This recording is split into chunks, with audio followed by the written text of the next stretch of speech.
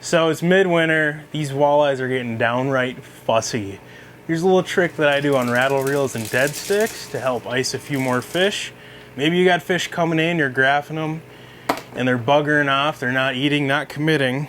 So here's my typical dead stick rattle reel setup. What I'm gonna do, instead of hooking that fish in the tail so it can swim all over the place, I'm gonna skin hook it in the back, just under the skin. I'm not gonna hook it through the spine or straight through, just in the middle of the back so it hangs horizontal.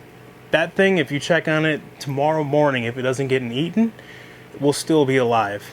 And now this split shot, where I would typically run it, say 12 inches above, it's like a pivot point for this minnow. So when it's up here, this minnow can really swim around and move a lot, but these fish are fussy, too much movement, they're not gonna eat. So I'm gonna slide that all the way down, sometimes just 4 or 6 inches above the minnow. And when you hook them in the back like that, what that's gonna do is that minnow is gonna be alive, it's gonna be moving, but it can't break out 2, 3, 4 feet away from the hole.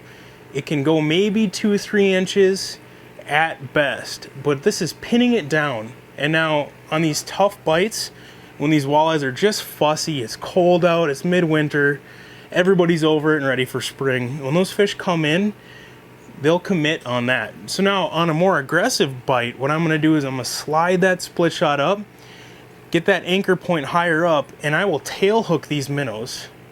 Now I go from the bottom up, right through the skin and the tail, and the bottom up is just so that that minnow hangs with its back up.